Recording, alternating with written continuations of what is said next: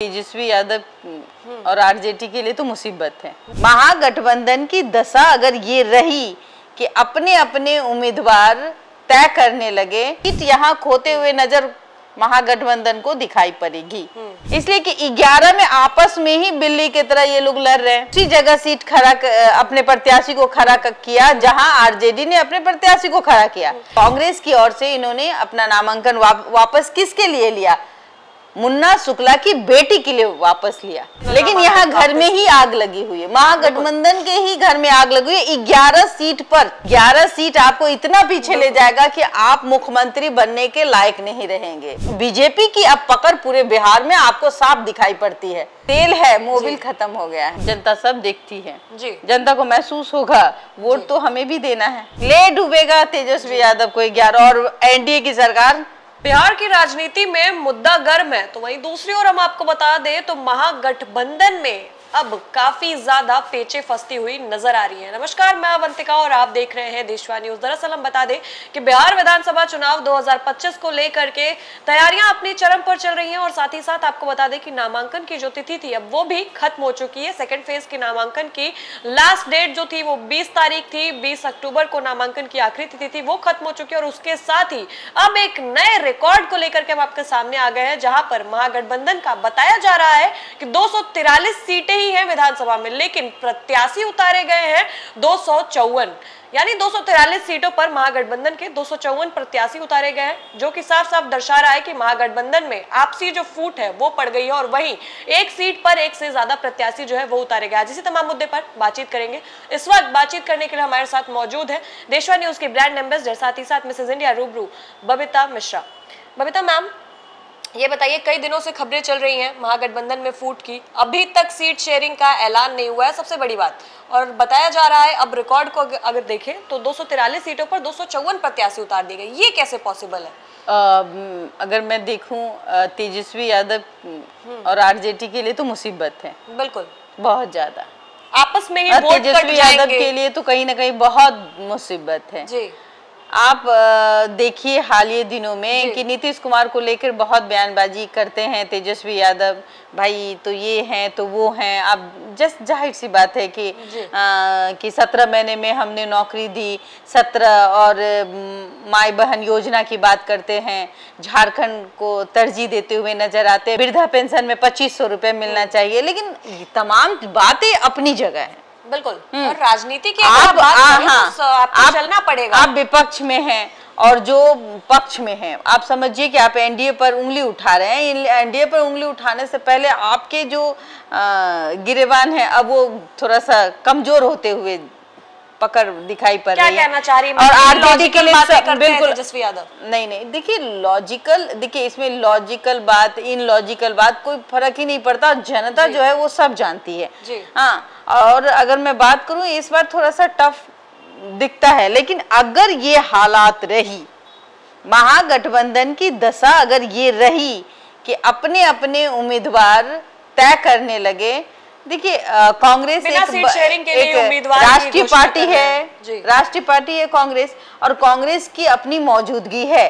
जिस तरीके से राहुल गांधी और पूरी टीम ने बिहार में काम किया पिछले कई दिनों, आपने देखा होगा कि किस तरीके से वोट चोर गद्दी छोर का नारा लगवाया गया और राहुल गांधी खुद यात्रा में सम्मिलित थे। तो जाहिर सी बात है कि अगर देखा जाए ओवरऑल वो भी चाहेंगे कि हमें अपने मुताबिक मन मुताबिक सीट चाहिए, और आरजेडी कभी नहीं चाहेगी कि हम उनके मन मुताबिक चले। यही दशा इसके भी साथ हुई, मुकेश सहनी के साथ। अब वो मान भी गए, मतलब सामंजस्य नहीं बैठ पा रहा है। लेकिन यहाँ कुछ सीटों की मैं बात करूं, जैसे आपने कहा कि 11 सीट, बिल्कुल 243 विधानसभा सीट है, लेकिन ऑलरेडी 11 सीट पर एक ही से ज्यादा प्रत्याशी उतारे आप समझिए ना भाई, 11 सीट यहाँ खोते हुए नजर महागठबंधन को दिखाई पड़ेगी। पूछिए क्यों जी? यहाँ सीधे सीधे बीजेपी को फायदा होगा, यानी कि एनडीए गठबंधन को फायदा होने जा रहा है। इसलिए कि 11 में आपस में ही बिल्ली की तरह ये लोग लड़ रहे हैं जी। कांग्रेस भी अपनी वोट काटेंगे, कांग्रेस भी अपनी प्रत्याशी को खड़ा करेंगे बिल्कुल। और कर दिया उन्होंने, नामांकन भी कर दिया। और तेजस्वी भी आरजेडी के नेतृत्व में अपने प्रतिनिधि को खड़ा कर दिए हैं। तो जाहिर सी बात है, अगर और अब ऐसे में तो नामांकन वापस लेने की भी तिथि चली गई है। बिल्कुल वापस नहीं ले सकता कोई नाम। अब उसमें एक पहला नाम प्रत्याशी है। पहला एक नाम मैं ही बता देती हूँ, राजा पाकर जी। दूसरा चैनपुर जी। तीसरा रिकॉर्ड्स की माने तो राजा पाकर, बाबू बरही, चैनपुर, कहलगांव, तारापुर, बछवाड़ा, बिहार शरीफ, वैशाली, नरकटियागंज, बलदौर और करगहर ऐसी सीटें हैं, ऐसी विधानसभा सीटें हैं जहां पर महागठबंधन के एक से ज्यादा प्रत्याशी जो है वो देखने को नामांकन कराया। बिल्कुल बिल्कुल। महागठबंधन में आप समझिए ना कि कांग्रेस ने उसी जगह सीट खड़ा अपने प्रत्याशी को खड़ा किया जहां आरजेडी ने अपने प्रत्याशी को खड़ा किया।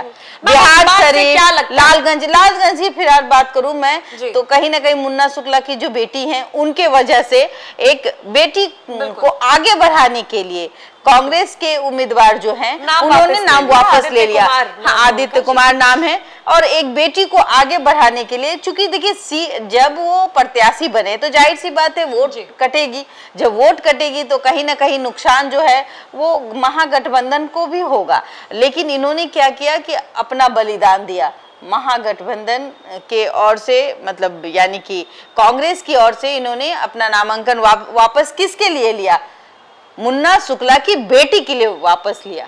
और ये सबसे बड़ी बात है, एक बेटी को सम्मान दिया गया। कह भी रहे थे कि किसी दबाव में वापस नहीं ले रहे हैं, महागठबंधन का धर्म निभा रहे हैं, एकजुटता दिखाने के लिए मैंने अपना। लेकिन यहाँ घर में ही आग लगी हुई है, महागठबंधन के ही घर में आग लगी हुई है। 11 सीट पर अब चंद्र का ग्रहण पड़ रहा है। चंद्र ग्रहण समझ रही है? 11 सीट पे चंद्र ग्रहण है और 11 सीट जो है ये कहीं ना कहीं आपको बहुत पीछे ले जाएगा।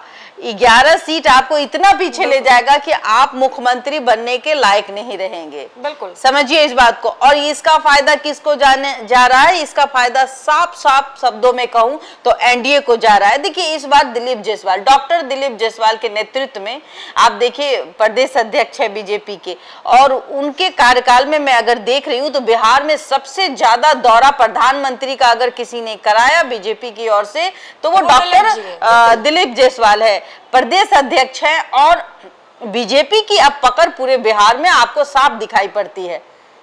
जी बिल्कुल। आज भी हम बात कर रहे हैं तो आज भी जो एनडीए गठबंधन है अभी चुनावी कैंपेनिंग में है। सोचिए जरा, जनता से संबोधित कर रही है। और एक और महागठबंधन में अभी तक सीटों का ही फैसला नहीं हो पाया आपस में। अब तो अरे यार अब तो ये आप समझो ना कि अब तो ये वो प्रचार में जुट गए हैं, ये अपने घर में सीट ही नहीं सुलझा पा रहे हैं, आपस में ही लड़ पड़ रहे हैं, आपस में ही सवाल हो रहा है। इस बार जो गाड़ी में जितने भी लोग सवार हैं महागठबंधन के, ड्राइविंग सीट पर जो बैठे हैं उनके बारे में क्या कहना चाहिए? अरे तेल है, संभाल नहीं पा रहे हैं क्या?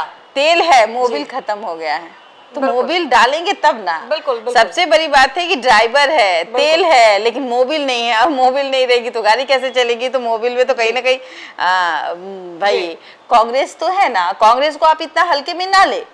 बिल्कुल। तो भाई कांग्रेस ने भी अपने सीटों पर दाव दिखा दिया कि भाई ये हमारा सीट है, ये 11 सीट में हम अपना कैंडिडेट तो खड़ा करेंगे। जी बिल्कुल।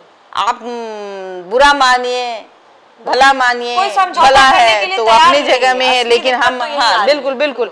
और यही एक तरफ देखिए चिराग पासवान को भी ले लीजिए। देखिए चिराग पासवान किस तरीके से अब जो है वो सामने आते हैं। कल दीपावली थी कि दीपावली में उन्होंने जिस तरीके से फटाके वगैरह पूरे परिवार के साथ एक ऐसा चेहरा देखने को मिला जो बहुत ही खुशनुमा माहौल था कल दीपावली के समय। और पासवान का नाम मेंशन आप कर ही दी है तो एक और बात बता दें अपने दर्शकों को कि सबसे पहले तो चिराग पासवान काफी खफा नजर आ रहे थे। कितनी बातें कितनी कयासें लगाई जा रही थी चिराग पासवान को लेकर के कि एनडीए गठबंधन से खफा है, काफी ज्यादा रूसे हुए हैं चिराग, मनाने कौन जाएगा? तो मनाने की जिम्मेदारी यहाँ पर दी गई थी बीजेपी को।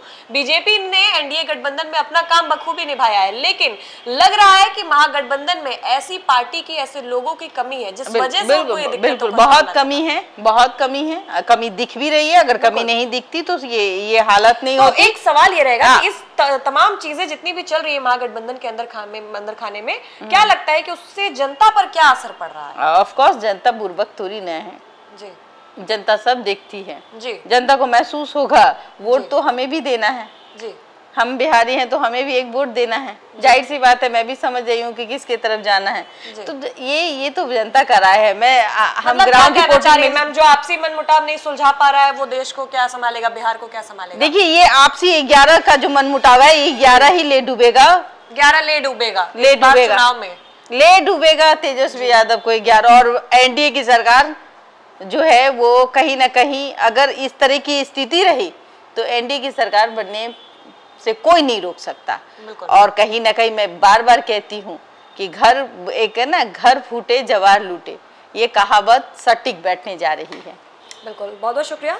बबीता मैम थी इस वक्त हमारे साथ, और देखा आपने किस तरीके से उन्होंने बताया है और साफ साफ ये जाहिर किया है कि अगर घर की बातें घर तक ही रहे तो ज़्यादा बेहतर है, और साथ ही साथ अगर घर में कोई फूट पड़ जाती है तो वो जनता के सामने अगर आती है तो जनता बुड़बक थोड़ी है। इस बार बिहार चुनाव में महागठबंधन को दिखा देगी कि उनका क्या असर पड़ने वाला है। और ये 11 विधानसभा सीटें जहां पर एक से ज्यादा प्रत्याशी उतारे गए महागठबंधन के द्वारा, कहीं ना कहीं यही 11 विधानसभा सीटें पीछे ले जाएंगी, ले डूबेंगी महागठबंधन को। फिलहाल के लिए इस खबर में बस इतना ही। अभी आप देख रहे हैं देशवा न्यूज, मैं अवंतिका आपके साथ। बहुत बहुत